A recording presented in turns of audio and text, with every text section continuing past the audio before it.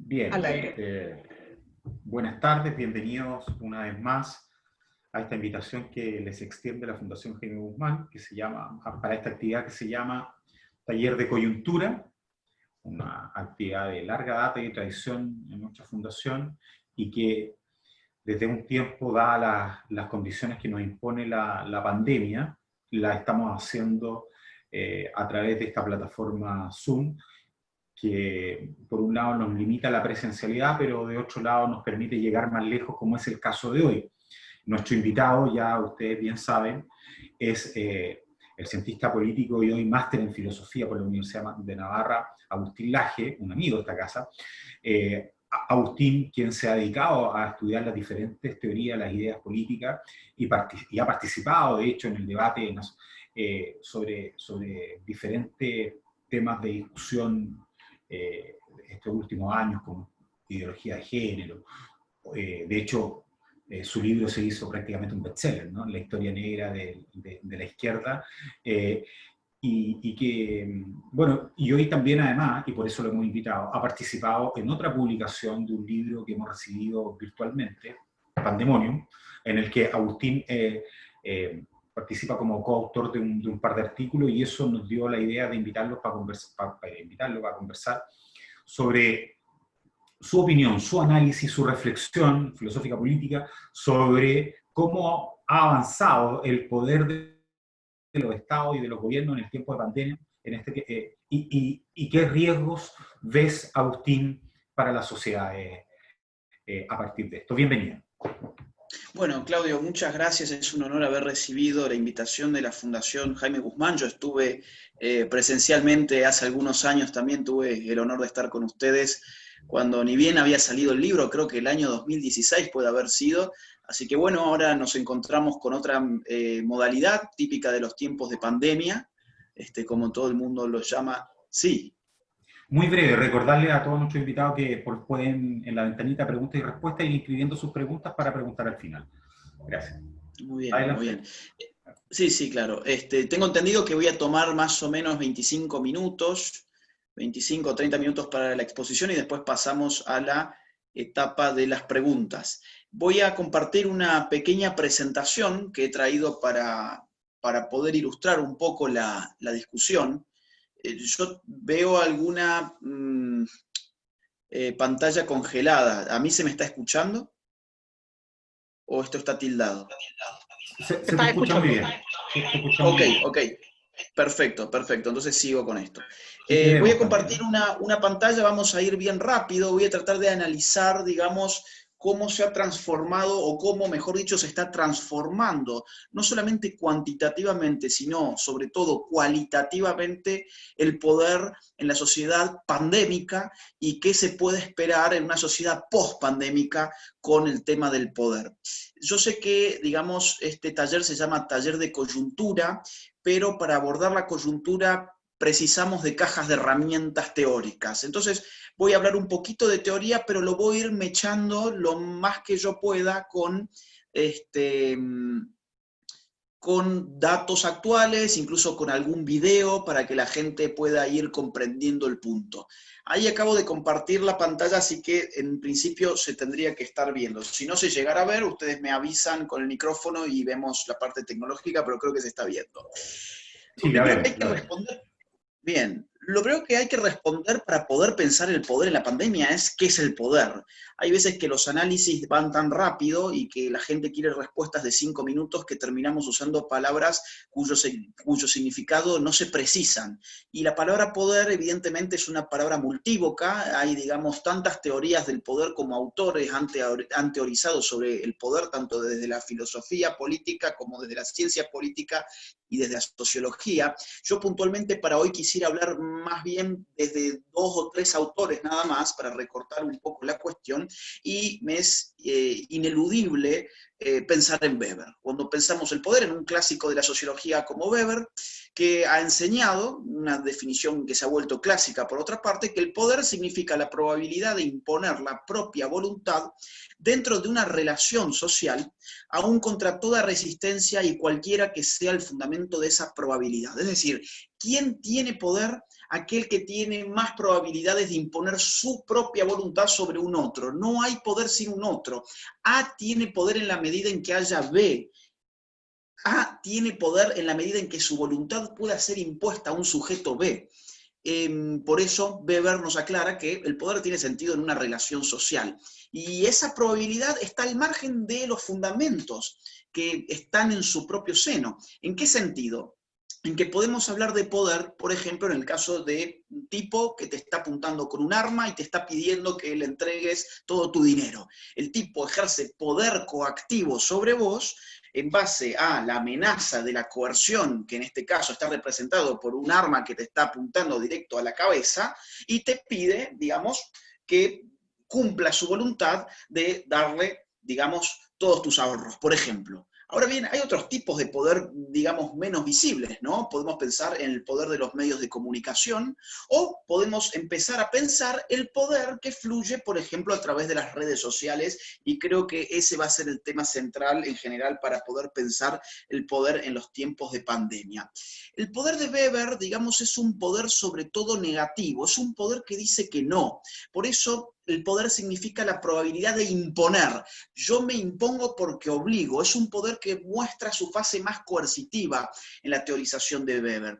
Hay un video que a mí me parece significativo para poder explicar, como, digamos, con un ejemplo, con una ilustración, qué está refiriendo Weber cuando habla de poder, para recurrir, digamos, a lo que puede pasar hoy en día en un aula. Esto no tiene directamente que ver con la pandemia, pero sí me parece interesante para otros temas que yo trato y que son muy importantes hoy en día, como es, por ejemplo, el asunto del género. Fíjense acá cómo se da una relación de poder típicamente weberiana, ¿no? A esto yo le voy a poner play, y ustedes deberían en principio poder incluso escuchar el sonido, así que vamos ahora.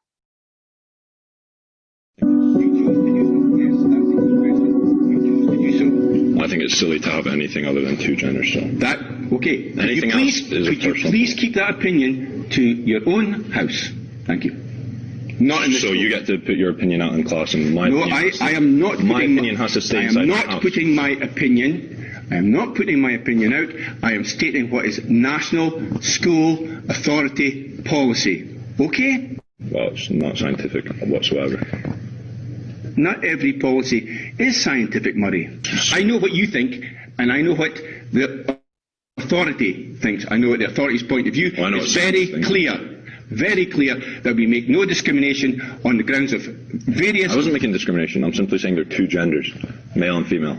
Yeah. Anything else is a personal identification. I'm sorry. Bueno, ahí tenemos obviamente una relación que, digamos, en donde el sujeto A, que viene a ser el adulto, el que está dando clases, el docente, impone una voluntad ideológica sobre un alumno que está en una situación de inferioridad de poder. Quien tiene mayor probabilidad de imponer su voluntad es el docente sobre su alumno. Pero, y acá esto es interesante, va a venir con el tiempo otro tipo de forma de conceptualizar el poder que está muy en boga hoy en día, y de algo de esto vamos a hablar en lo que sigue para pensar la pandemia, que es la visión del poder que tiene Michel Foucault.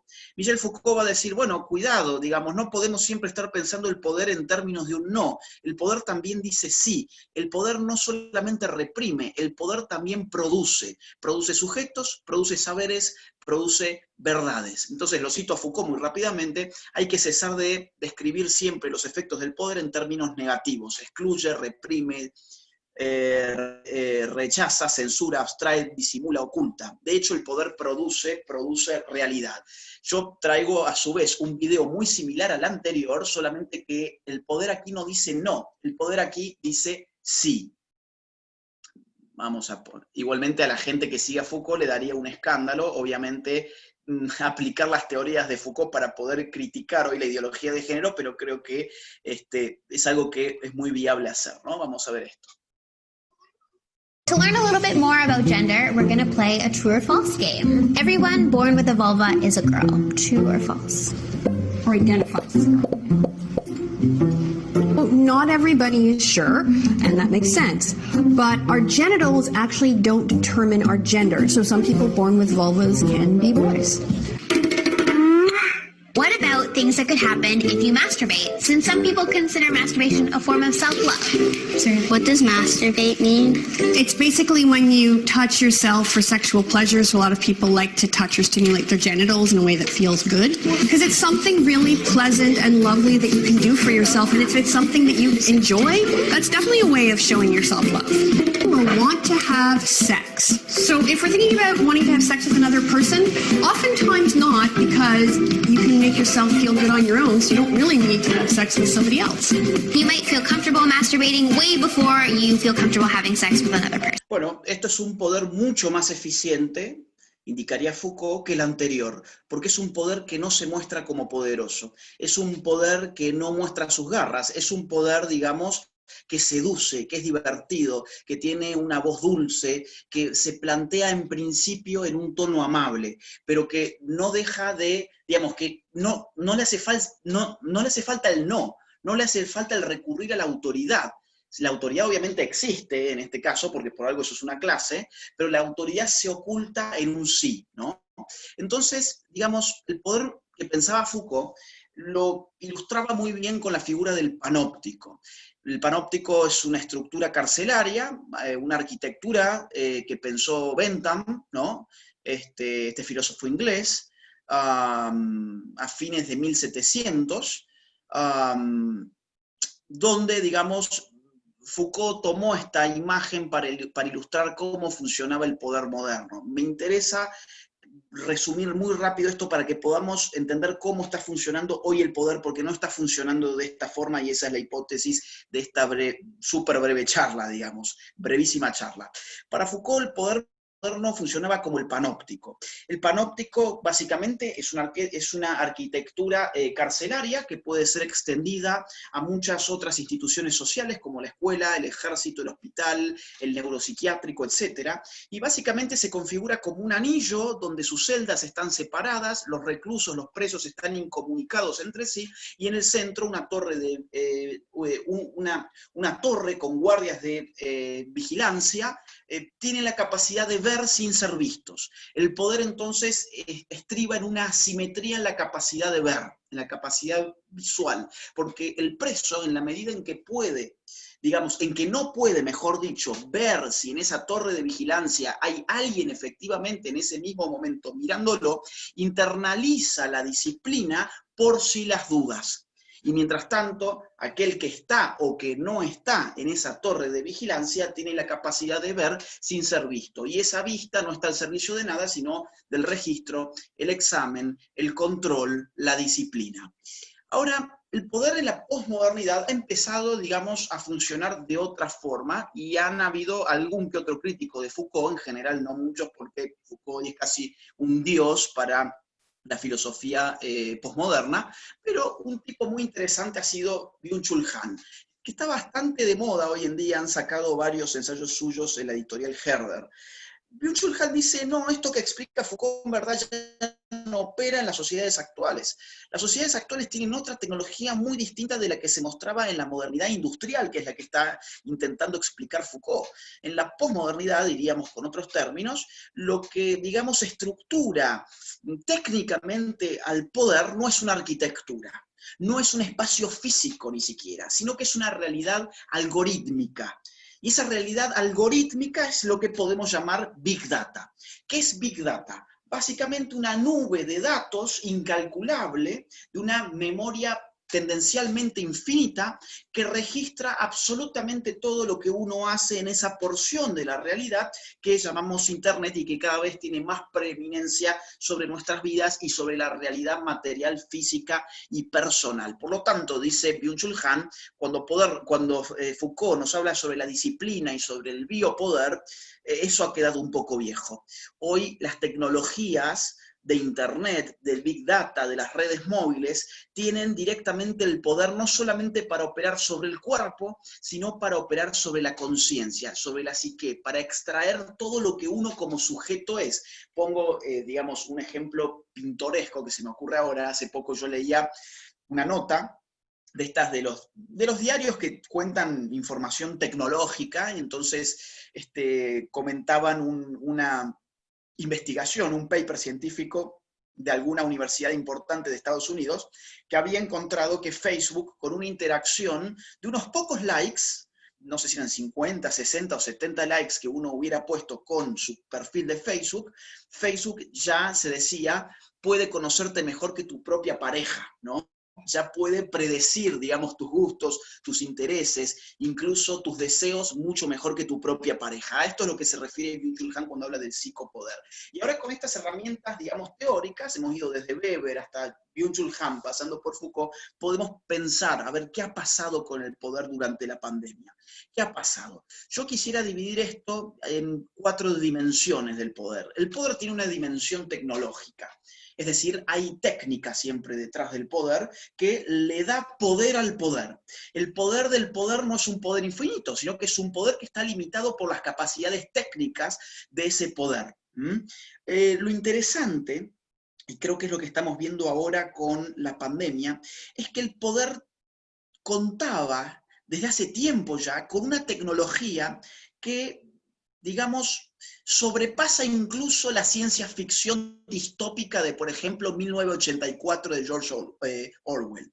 Cuando uno piensa en el poder, digamos, técnico que tienen estados totalitarios asiáticos, como por ejemplo en China, sobre su propia ciudadanía, con más de 200 millones de cámaras inteligentes, que se están multiplicando con el correr de los días, cámaras que tienen la más alta tecnología de reconocimiento facial, que están ubicadas en el espacio público, que registran absolutamente todo e identifican quién es el que va allí caminando, y esa cara además se puede poner en juego con otras variables que hoy son tomadas por el régimen chino, como por ejemplo, la conducta de esas personas en redes sociales, qué se escribe, qué se dice, qué se busca, qué se quiere, cuáles son sus opiniones políticas, cuáles son sus creencias religiosas, cuáles son sus afectos, quiénes son sus familiares, qué les gusta comprar, qué les gusta consumir. Todo eso es información que ya es técnicamente asequible por la tecnología del Big Data, como habíamos dicho, y encima en el espacio público por la tecnología del reconocimiento facial que puede poner en juego un cruce de todas estas variables. Esa dimensión tecnológica ya existe en todo el mundo, solamente que en China se puede, digamos, poner en marcha en esta magnitud porque, digamos, no está regido China por una democracia, con lo cual importa un bledo qué piense su gente sobre ser vigilada las 24 horas, sobre tener un panóptico, diría Foucault, en este caso sería un post-panóptico, digamos, teniendo una información muy precisa además, registrada automáticamente, sin ningún guardia del otro lado, sino algoritmos y sistemas con un hiperalmacenamiento tendencialmente infinito sobre su propia población. Esa dimensión tecnológica del poder, insisto, en Occidente ya existía. Es decir, por ejemplo, podemos pensar en Estados Unidos aplicando estas herramientas para desbaratar, no sé, por ejemplo, mafias, narcotraficantes, por ejemplo, o el FBI para perseguir a ciertos criminales, solamente que para usar estas tecnologías, digamos, y ingresar en las comunicaciones, por ejemplo, de las personas, había que seguir toda una serie de procesos judiciales que la democracia liberal exige. Entonces, la dimensión tecnológica del poder, este poder ya existe, este poder del poder ya existe desde hace rato. Lo que faltaba en Occidente era la dimensión política de la legitimidad. El poder no es el puro uso de la fuerza, el poder necesita ser aceptado socialmente, sobre todo en las democracias liberales como las que rigen en Occidente, precisamente. Lo que ha pasado con la pandemia, y acá uno los 2 puntos, es que se ha configurado una situación de excepción. Una situación de excepción que ha habilitado a los estados progresivamente a utilizar en muchos casos esta tecnología contra sus propios ciudadanos. Esta vigilancia total, esta vigilancia no solamente biopolítica, sino también psicopolítica. Lástima que no puse aquí una foto de esto, me estoy acordando ahora, pero ustedes habrán visto, por ejemplo, el ingresar a ciertas instituciones o a ciertos espacios, tanto privados como públicos, en los cuales ya vemos algunas fotos y videos, hay un burócrata que tiene una especie de pistola, y es interesante, ¿no?, que le hayan puesto la forma de la pistola, te la pone contra la frente y jala el gatillo. El gatillo no te mata, el gatillo mide tu fiebre, básicamente, ¿no? Entonces te dicen, bueno, podés ingresar o no podés ingresar y te vas directo a la cuarentena. todas estas medidas, digamos, tienen incluso ejemplos más escandalosos. En Argentina, el gobierno utilizó la situación para decir públicamente que estaba utilizando lo que ellos llamaron ciberpatrullaje, ciberespionaje, ciberpolicías, a plena luz del día, como si fuese China. Lo mismo ha pasado en cierta medida en España, por ejemplo, donde yo estoy en estos momentos, donde el gobierno, digamos, de alguna forma ha dicho que va a regular el uso de las redes sociales para luchar contra las famosas fake news. Hoy estamos siendo vigilados y controlados cada vez más y con cada vez mayor legitimidad, basada en una situación excepcional por nuestros estados en lo que se supone que son democracias liberales o más o menos liberales. Ahora, que la excepción se transforme en una norma es algo muy simple para el Estado, es lo que suele ocurrir, y esto ya lo advertía muy bien, no solamente, por ejemplo, Milton Friedman, sino también Hayek en Camino a la servidumbre, ¿no? Entonces, tercera dimensión, una dimensión psicosocial. ¿Qué está pasando con la sociedad mientras este Estado dispone ya de una tecnología incalculable del poder, el poder del poder, cuando ya cada vez hay más legitimidad política para utilizar esa tecnología poderosa? ¿Qué está pasando a nivel psicosocial? Bueno, yo observo, intuyo, un poco abuelo de pájaro, que la sociedad ha ingresado en una espiral del miedo, ¿no? La sociedad se ha dado con el fenómeno de la muerte de un día para el otro, se ha escondido debajo de la cama y ha empezado a atribuir al Estado dos atributos, valga la redundancia, que son propios de una deidad, son propios de Dios. El atributo de la omnipotencia, es decir, aquel que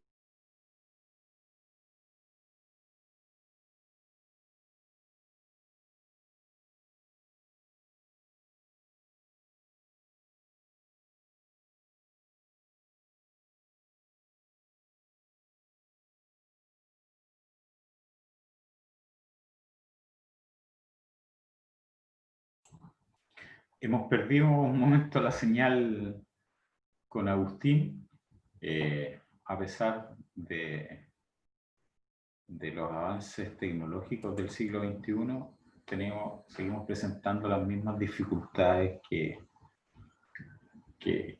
al menos recuerdo yo cuando era un pequeño, ¿no? Cuando se caía el satélite en una transmisión deportiva y estábamos a punto de ver un gol, ¿no? Les pido, porfa, tengamos un poquito de paciencia. Estamos tratando con el equipo técnico de recuperar a Agustín. Y en cualquier momento lo recuperamos. Me dice que ya vuelve en este momento.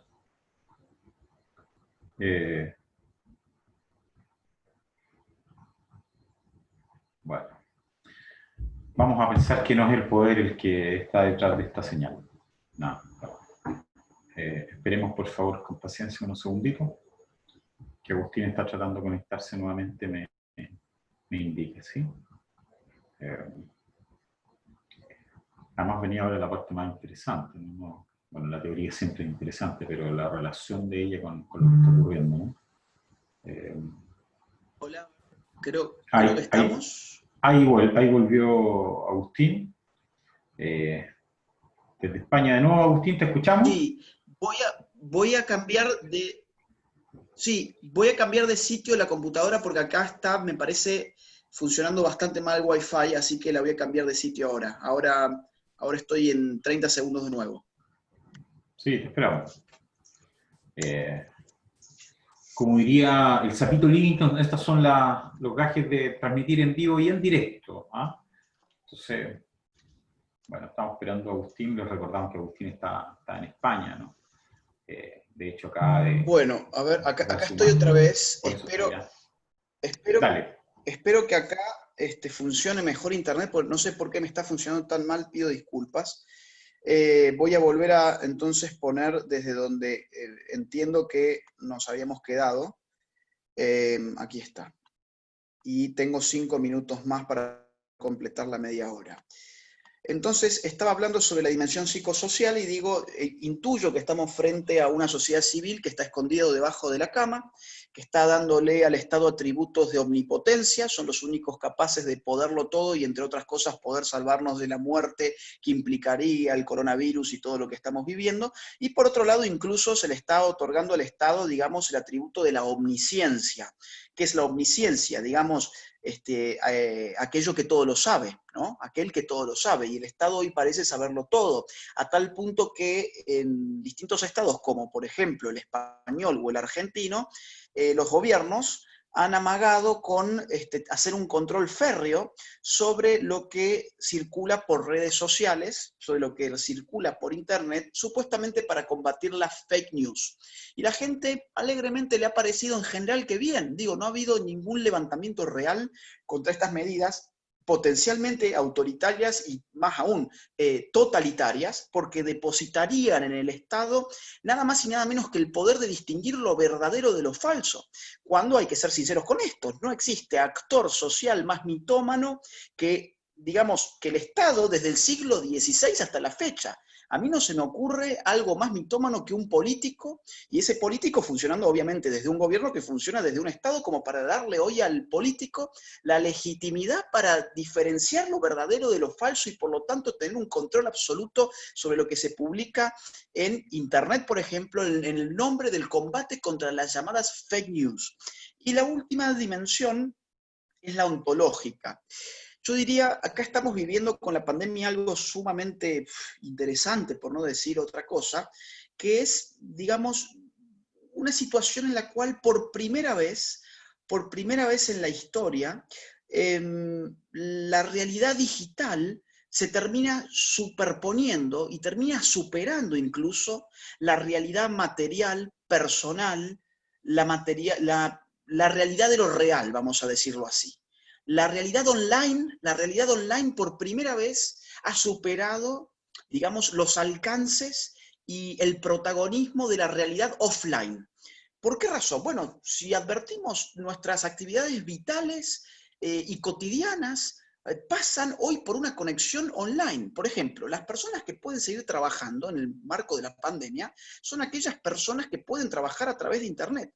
Quienes no trabajan a través de Internet, en la mayor parte de los países donde están en cuarentenados, no pueden trabajar.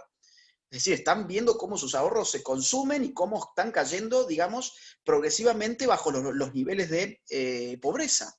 Voy a poner dos ejemplos completamente opuestos, pero para que se vea cómo, digamos, esta realidad online lo ha recubierto todo. Las personas hoy, en general, digamos, viven su sexualidad a través de Internet en gran medida. Han habido ministerios de salud, como el argentino y el español, que han recomendado a los ciudadanos tener relaciones sexuales a través de videollamadas, por ejemplo, para no propagar el virus, etc. Incluso las páginas pornográficas más importantes, como por ejemplo Pornhub, han liberado durante algún tiempo su acceso premium, digamos, a los videos pornográficos, para así contribuir, digamos, a que la ciudadanía sacie sus instintos sexuales a través de la computadora, a través de su conexión online. En el otro extremo, digamos, de las actividades vitales, vamos a decir así, la gente está viviendo su religiosidad también a través de Internet. O la gente no está concurriendo a misa, por ejemplo, a través de Internet, o a sus distintos cultos a través de Internet. La gente está comprando más que nunca a través de Internet. Amazon nunca hizo tanto dinero como en estos últimos meses, por ejemplo. La gente vende por Internet, compra por Internet, se comunica por Internet, va a misa por Internet, tiene sexo por Internet, trabaja por Internet, estudia por Internet, da clases por Internet, tenemos conferencias por Internet. Yo creo que acá hay una dimensión ontológica en la cual la realidad online, digamos, se termina sobreponiendo a la realidad offline, y esto es muy interesante por lo siguiente, y es que la realidad online es una creación totalmente humana. Con lo cual el hombre, o mejor dicho, algunos hombres, una minoría minúscula de un puñado de hombres, tienen un control sobre ese mundo, que es un mundo artificial, es un mundo en el cual, como hemos visto, se puede registrar absolutamente todo lo que pasa porque es un mundo creado por el hombre. Entonces el control que se puede tener sobre ese mundo es total, es totalitario, es tendencialmente totalitario. Entonces, para cerrar, algunos pronósticos en base de todo lo que he dicho hasta ahora. Pronósticos: las tecnologías de vigilancia y control se ejercerán, yo diría, paulatinamente, con mayor libertad en las democracias occidentales. Es decir, cada vez más vamos a ir viendo cómo progresivamente, en función de una situación de excepción, se va a volver normal estar vigilado y controlado por tecnologías que tienen el poder de controlarnos en el marco de una realidad online que es en la cual estamos potencialmente sumergidos, incluso más que en la propia realidad offline.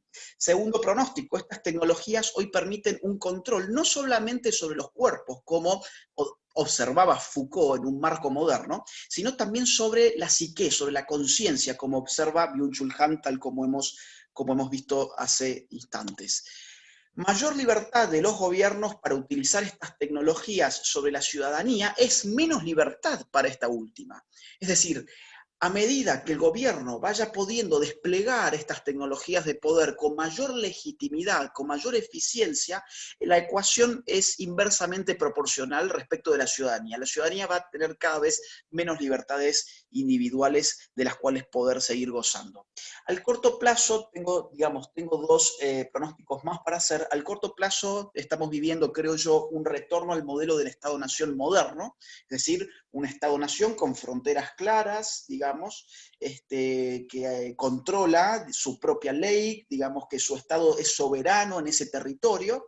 Por algo ha habido un repliegue, de los estados hacia adentro de sus fronteras. La globalización se ha puesto en puntos suspensivos, pero mi último pronóstico es que a mediado o largo plazo, es decir, en una realidad post-pandémica, puede haber una importante contraofensiva del sector globalista, que tenga en su centro un nuevo relato sobre la pandemia que reclamaría más protagonismo de las organizaciones globales. Esto ya yo, no lo arrojo porque sí, ya lo estoy viendo en varias plumas que se está intentando empezar muy tímidamente a montar un relato de otro tipo. Por ejemplo, es el relato de Zizek, por ejemplo, es el relato de varios de los articulistas de un libro que se hizo bastante viral que se llama Sopa de Wuhan, el cual se empieza a construir un relato según el cual esto podría haber sido mejor abordado si nos hubiéramos globalizado no solamente económicamente, sino también políticamente.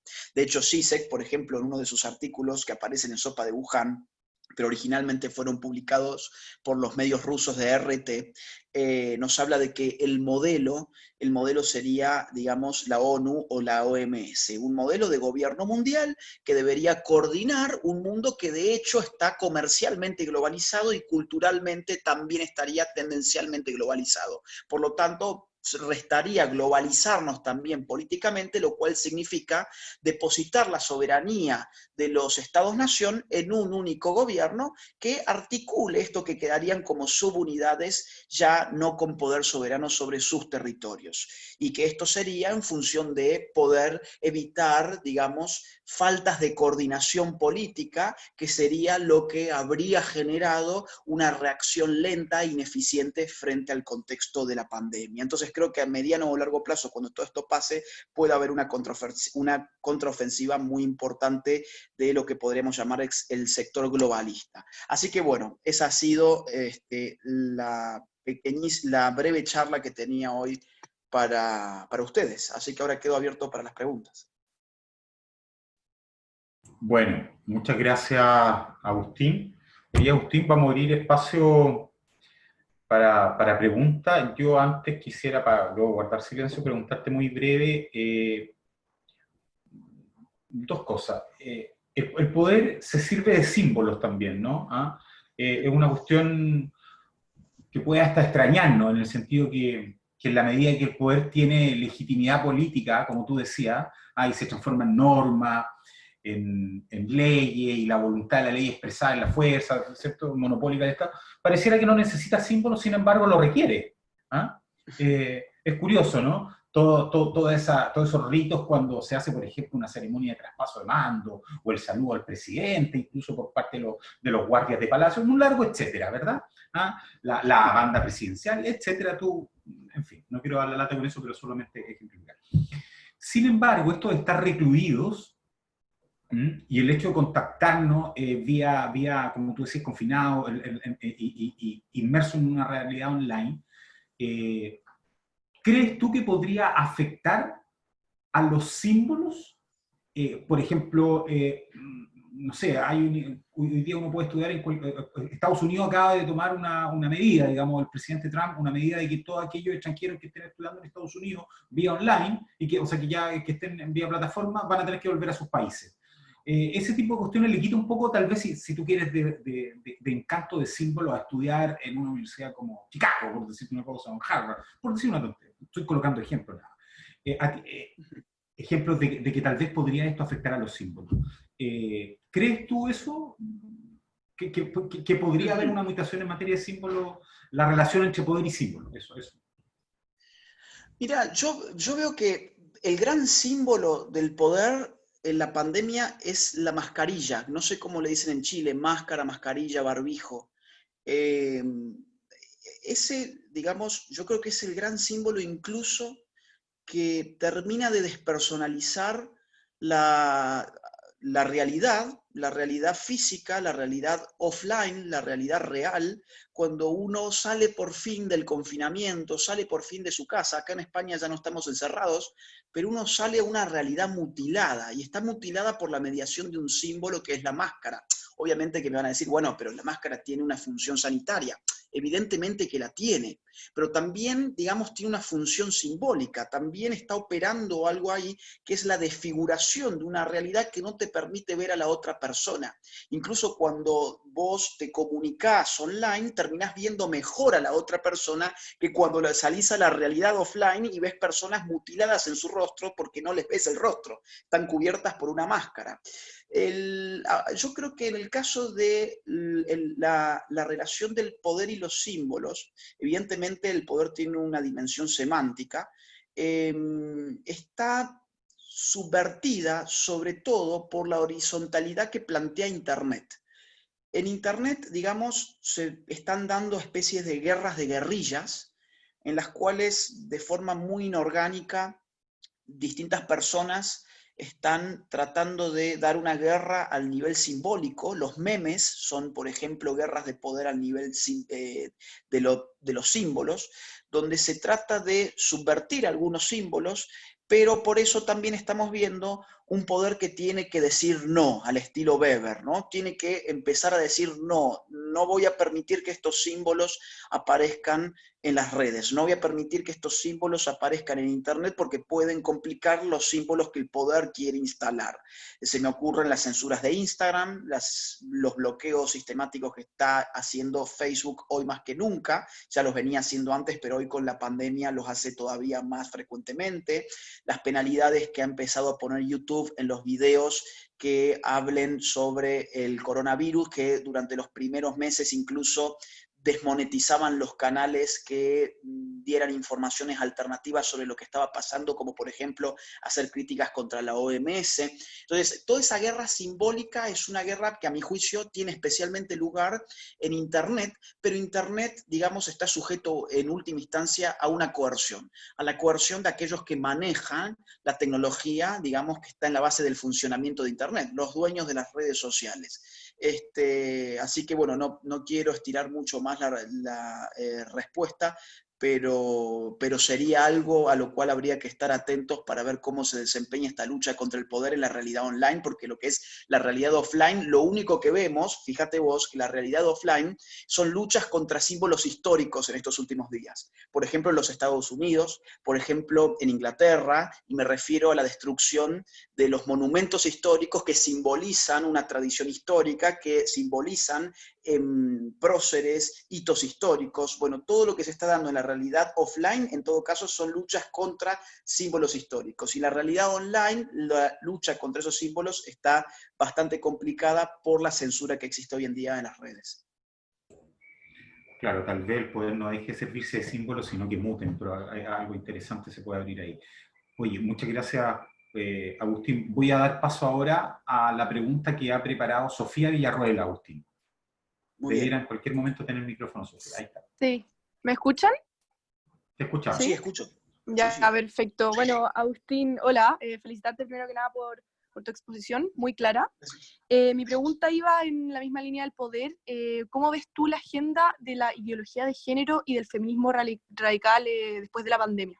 Eso, gracias. Bueno, es una muy buena pregunta porque se ha acelerado llamativamente cuando se supone que la prioridad es lo sanitario.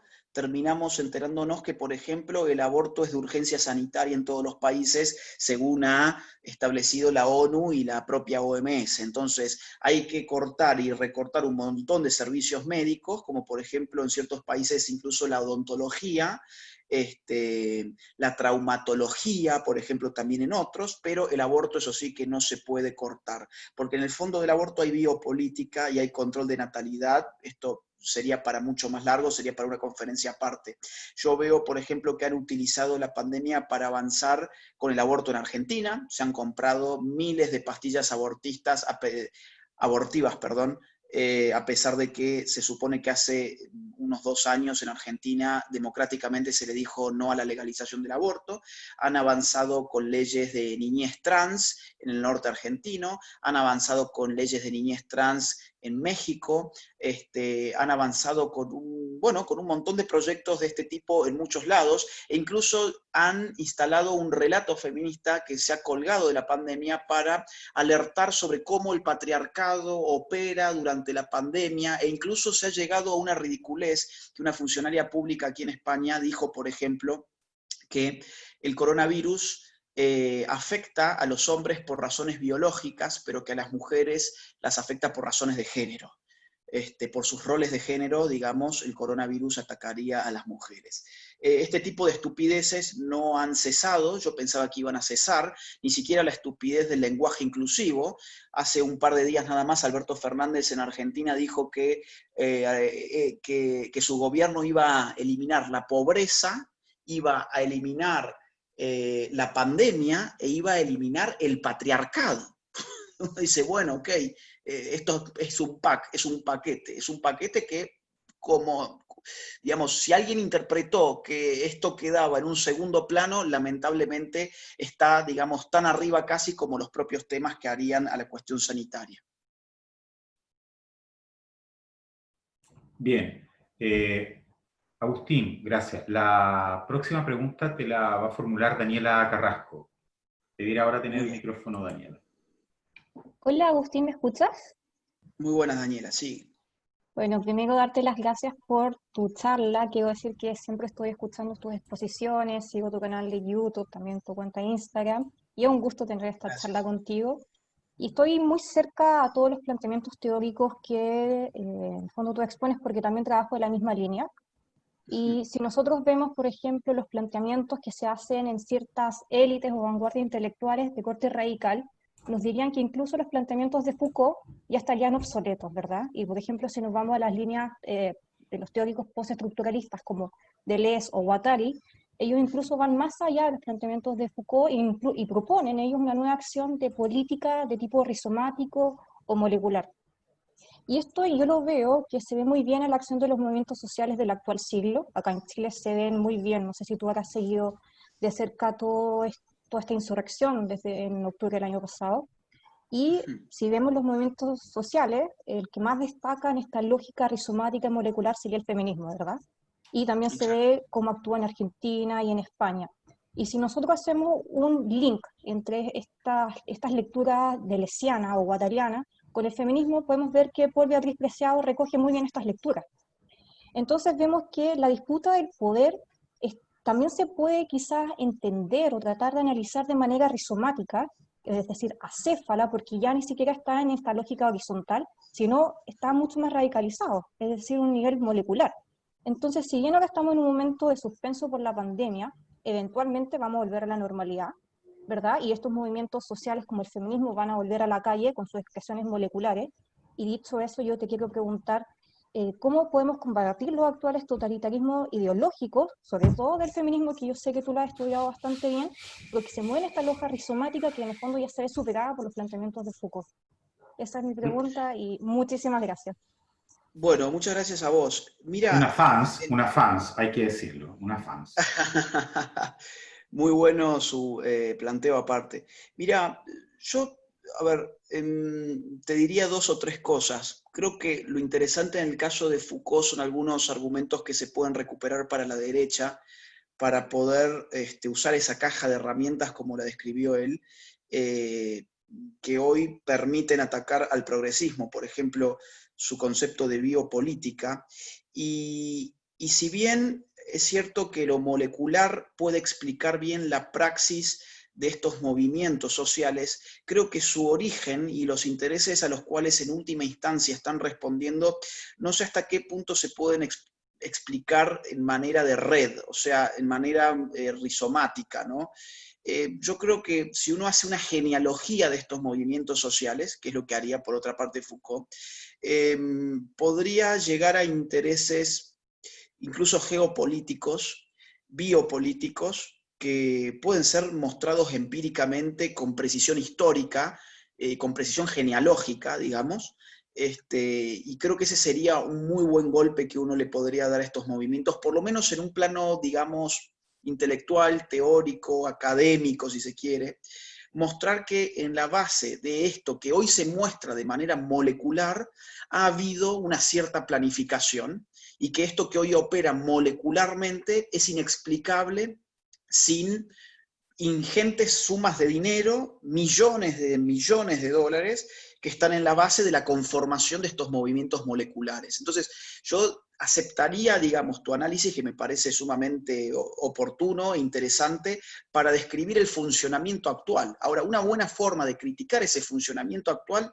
es cómo ese funcionamiento actual se puso en acto, y se puso en acto a partir de una cierta ingeniería social que involucró actores sociales que van desde los estados hasta los supraestados, hasta las organizaciones internacionales y ONGs, y millones de dólares de fundaciones poderosísimas, y todo esto es información pública. Es decir, hay gente que cuando uno empieza a hablar de esto piensa, bueno, no, acá hay una teoría de la conspiración de por medio, ¿de dónde salen estos datos? Bueno, no, estos datos son públicos, de hecho, o sea, están en las bases de datos de los financiamientos que da, por ejemplo, la Fundación Ford, la Fundación Rockefeller, la Fundación Open Society de Soros, esta famosísima fundación, los financiamientos de, no sé, de Arcus Foundation, la financiación de Open Democracy, la financiación de Amnistía Internacional, la financiación de Planned Parenthood. O sea, cuando uno empieza a ver esto, yo diría, ya no sé cuál molecular es. En sus efectos sí lo es, obviamente, y operan así en el terreno político. Pero yo creo que hay un direccionamiento que nos puede sacar, digamos, de esa lógica tan espontánea y tan caótica y también, si se quiere, de multitud a lo Tony Negri, y nos permite ver ya un poco más los hilos del poder, si se quiere. ¿Cómo combatirlo? Bueno, lo que yo creo es que en el caso chileno se ha convertido en mi ejemplo favorito, lamentablemente por ustedes, ¿no? Pero creo que es el ejemplo más claro que hoy tenemos a mano de lo que puede una revolución cultural o una guerra cultural, porque hoy Chile está al borde de modificar su sistema político y económico a través de, bueno, lo que puede ser una reforma constitucional, hasta donde yo entiendo y he leído, que no responde, sin embargo, a una contradicción económica, ni siquiera a una crisis económica. O sea, no hay fundamentos económicos para modificar el sistema económico, que se va a transformar, sin embargo, a través de los procedimientos políticos, en gran medida por batallas culturales moleculares, como vos bien lo mencionas, que se han dado, digamos, mientras la derecha chilena ha seguido jugando al calor de los Chicago Boys, digamos, ¿no? Ha seguido jugando en la lógica tecnocrática, ha seguido exhibiendo sus logros economicistas con gráficos de barra y con plantillas de Excel, y yo eso lo he vivido, digamos, porque he tenido la oportunidad de ir a varias fundaciones chilenas, No me estoy refiriendo puntualmente a la de ustedes porque soy consciente de que la de ustedes, como la de Joana Austral, por ejemplo, que es otra, han tenido siempre un amplio margen de visión mucho más, que va mucho más allá de otras, que sin embargo pueden tener más peso en Chile y que se han quedado en explicaciones economicistas y no se han ni animado a hablar de los temas feministas, por ejemplo, que vos has dicho muy bien. En el centro de todas estas batallas parece ser que la batalla molecular más importante o que más éxito ha tenido es la feminista. Y yo me pregunto, ¿qué ha hecho la derecha chilena con el feminismo? Bueno, la verdad es que yo no sé porque no he visto demasiado. No he visto demasiada reacción, más que reacciones a veces muy tibias de no, bueno, nosotros también queremos ser feministas, les solicitamos el carnet de ingreso al club, les prometemos que vamos a ser buenos feministas, pero somos feministas liberales. No somos feministas socialistas, ni somos feministas postmarxistas, ni somos queer. Somos buenos feministas liberales. ¿Podemos ser parte del club? Eso es lo que yo he visto, digamos, en general en Chile. Y, digamos, a contrapelo de esa experiencia, en España se ve algo totalmente distinto, que es, por ejemplo, la experiencia de Vox, donde ahí yo creo que sí habría que tener en cuenta como un buen modelo de reacción política, en la cual estos tipos, digamos, dicen, no, a la mierda con el feminismo, nosotros no somos feministas, no queremos ser feministas, nosotros reivindicamos a la mujer, y para reivindicar a la mujer no es necesario adherir a ese tipo de ideología. De hecho, representamos a muchas mujeres que no se encuadran en la ideología feminista. Entonces, con una incorrección política impresionante, Vox hoy es la tercera fuerza nacional en España, después de muy poquitos años de trabajo político. No sé si llegan a 5 o a 6 años de trabajo político como mucho. Entonces yo creo que, digamos, al calor de esa experiencia, la experiencia de Bolsonaro, que lamentablemente ahora le está yendo pésimo por su mal manejo de la pandemia, o por ejemplo la experiencia de la incorrección de Donald Trump, creo que la salida a estos totalitarismos es equilibrar una balanza a partir de la conformación de una nueva derecha, que es lo que puede representar en España Vox, en Brasil Bolsonaro, aunque como digo, su experiencia con la pandemia es muy mala, pero ese es otro tema, o en los Estados Unidos Donald Trump. Y en Paraguay también hay una buena experiencia para tener en cuenta. Así que bueno, me he ido un poco por las ramas, pero eso es lo que tengo para decir. Gracias, Agustín. Nos queda la última pregunta que te la va a formular Felipe Lyon, Agustín. Bien. Felipe debería estar ahí ahora. Ahora con micrófono.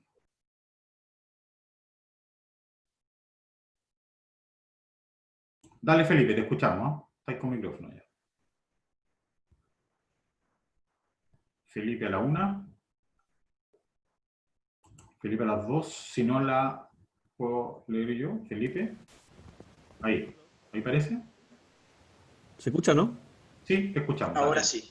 Perdón, no sé qué pasó con mi computadora. Bueno, hola Agustín, gracias por la exposición, muy interesante. Mi Gracias. pregunta es doble. Primero, y en el fondo es un poco ambiciosa la pregunta, así que responde nomás lo que se alcance a contestarnos. Primero, si tú crees que estamos ante un momento, de esos momentos de cambio, de giro total de la historia, que yo he escuchado y he leído voces también en esa línea, digamos, de que de esos momentos históricos que cambian los destinos de la humanidad, como fue, no sé, en su minuto la Ilustración o el Imperio Romano, da lo mismo, o Napoleón o la Revolución Francesa o las guerras mundiales. Si tú crees que estamos frente a uno de esos momentos hoy día, o eso sería un poco exagerado. Y lo segundo, ¿cómo crees tú o sea, dónde encontrar elementos para darle legitimidad al poder político hoy día, o al poder en general, siendo que estamos bueno, esto también puede ser una opinión, pero yo sí creo que hay elementos para ver que sí estamos frente a una crisis de la democracia representativa, o en todo el mundo occidental al menos, la democracia representativa ha tenido no está en su mejor momento, por decirlo de alguna forma. Entonces, a veces me da la impresión de que recurrir a los elementos modernos del último siglo parece no ser suficiente, como tú comentaste un poco la pasada, el de nación, o el de la república, o al de la democracia, o al mismo de la democracia, digamos, o de la democracia representativa. Entonces, ¿dónde crees tú que pueden estar esos elementos? Esas son mis dos preguntas. Bueno, gracias Felipe. A ver, Lo primero, yo te diría, yo no podría afirmar ahora con, no sé, 5 meses de pandemia que esto implica un cambio radical en la historia como, no sé, la caída del Imperio Romano, digamos. Lo que sí creo es que esto va a generar un cambio de orden mundial. Cuando se habla sobre nuevo orden mundial, digamos, muchas veces la gente se imagina que hay atrás, no sé, una visión de los reptilianos o de los Illuminati, porque este término en principio se asociaría con teorías de la conspiración. Pero en verdad, orden mundial es un término de las relaciones internacionales. Digamos, ¿qué es un orden mundial? Un orden mundial es un conjunto de normas, de instituciones y de configuraciones territoriales que determinan en un momento específico el juego que se da en el seno del concierto de las naciones. Eso es un orden mundial. Entonces, órdenes mundiales los ha habido, y los ha habido, digamos, siempre, por lo menos desde que el Estado-Nación existe.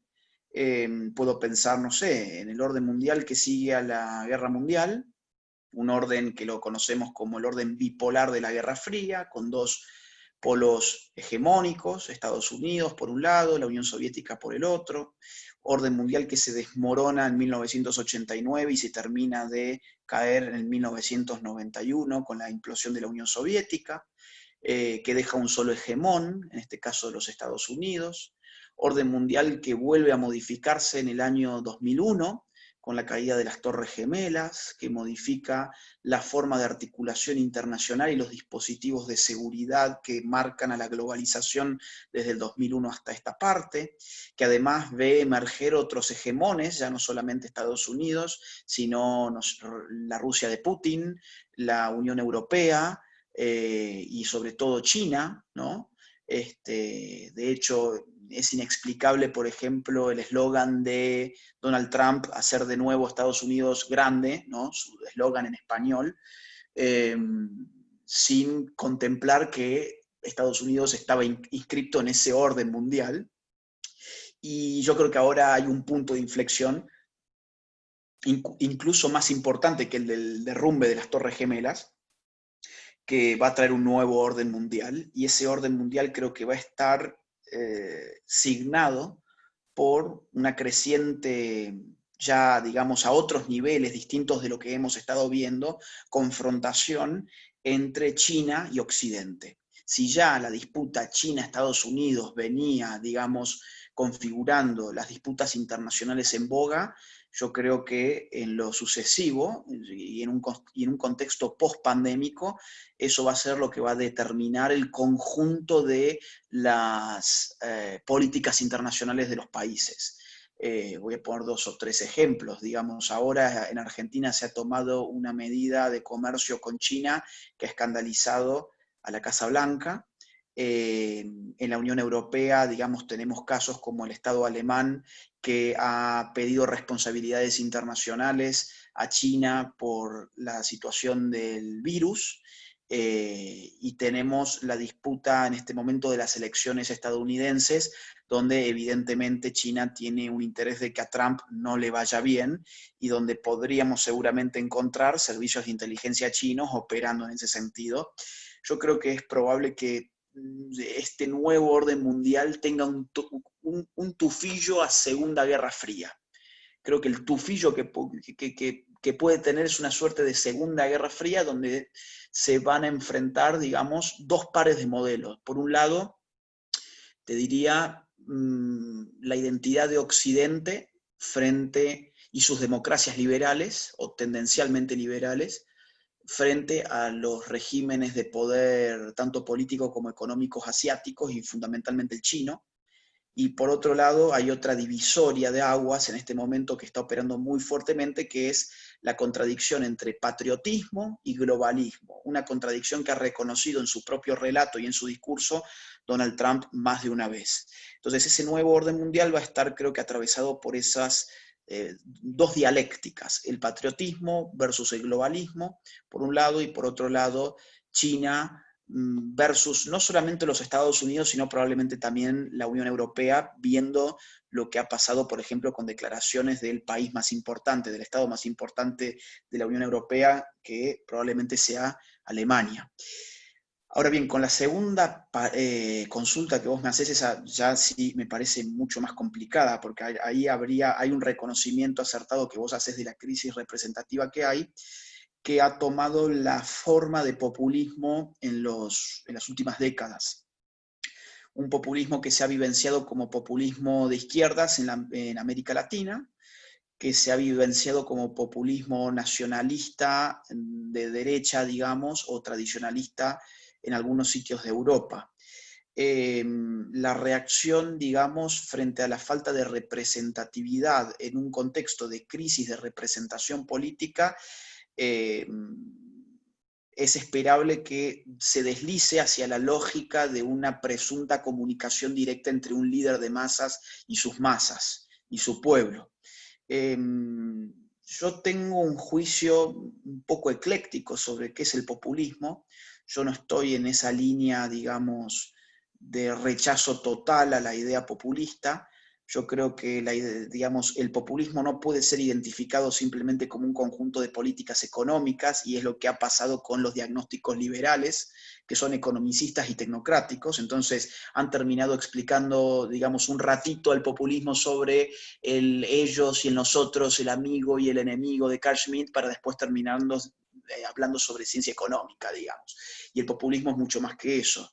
El populismo es el signo de una crisis política y de un pueblo que no se puede constituir como tal y que no se puede representar en última instancia como tal.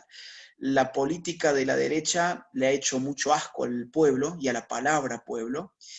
Pienso en las derechas o en los centros derechas de América Latina, haciéndole asco a la palabra pueblo, y creo que eso es algo que estratégicamente habría que empezar a revertir. A las derechas de Estados Unidos y de Europa le ha ido mucho mejor, tratando de dirigirse al pueblo, asumiendo lógicamente que el pueblo es una identidad ficticia, como tantas identidades y como tantos conceptos políticos que usamos a diario. La representación política hoy también es una ficción, tan ficcional como el propio pueblo. Entonces, políticamente creo que podría ser una buena estrategia acentuar el relato patriótico en esta dialéctica contra el globalismo, apelando a un populismo de derecha, populismo entendiendo como el esfuerzo discursivo político por crear un pueblo que dialectice contra un antipueblo. Es una opinión polémica que yo tengo, porque entiendo que la derecha o los liberales e incluso los conservadores siempre han tenido alergia a estos conceptos, pero creo que pueden ser resignificados y, otra vez, atendiendo a los ejemplos de éxito que ha tenido Europa, y el más claro a mi juicio hoy en día es otra vez Vox, que reivindica al pueblo español con símbolos patrios como la bandera española, cuando en España no podés andar en muchos lugares con la bandera a plena luz del día porque te revientan a trompadas en la calle. Me ha pasado a mí en Navarra, que me han recomendado no salir de un meeting de Vox al cual yo fui y me dieron una bandera, me dijeron que la escondiera porque no la podía usar, porque si alguien me veía y no le gustaba yo podía tener problemas de verdad. Y Vox, sin embargo, reivindica esa tradición popular que se enmarca en símbolos, como decía muy bien Claudio hace un rato, como por ejemplo la bandera, la historia de España, los próceres de España, y con eso han llegado incluso hasta las clases obreras. Es decir, Vox en el sur, por ejemplo, ha sido ampliamente votado por las clases obreras que antes eran votantes, digamos, adictos a las políticas del PSOE. Y han cambiado de signo porque el Vox ha empezado a hablar en términos que la gente a veces quiere escuchar, ¿no? Y a la derecha quizás que le falte un poco de Carl Schmitt, paradójicamente. Así que bueno, hasta acá llego con esa reflexión. Más la verdad es que no puedo decir, porque elucubrar todo un sistema distinto al de la representación política sería demasiado para mí, no lo puedo hacer, pero sí puedo pensar estratégicamente en estos términos. Bueno, Agustín, no hace falta que te explayes más, porque en realidad hice súper claro y he tenido la mejor disposición, y eso la verdad es que nos basta. Quiero agradecer a toda la gente que nos siguió esta tarde fielmente, y expresarle mi excusa a quienes no le pudimos habilitar el micrófono para que hicieran sus preguntas. Agustín, sobre todo a ti, un abrazo. Es tarde ya en España y has tenido aún así una una notable y noble voluntad para querer participar con nosotros. Te deseamos un buen retorno, no sé cuándo retornas a América Latina, pero cuando sea así, que sea del mejor modo, y agradecerte nuevamente y esperamos pronto a ver si tenemos otra publicación también. ¿No? Ojalá nos sorprendas con algo por ahí. Muchas gracias. Bueno, Claudio, muchísimas gracias a ustedes, un fuerte abrazo para vos y para toda la gente que ha estado del otro lado, y gracias por honrarme con, haber sido parte de estos talleres de la Fundación Jaime Guzmán. Gracias, un abrazo grande. Un abrazo para ti también, y a todos nos veremos pronto. Hasta luego.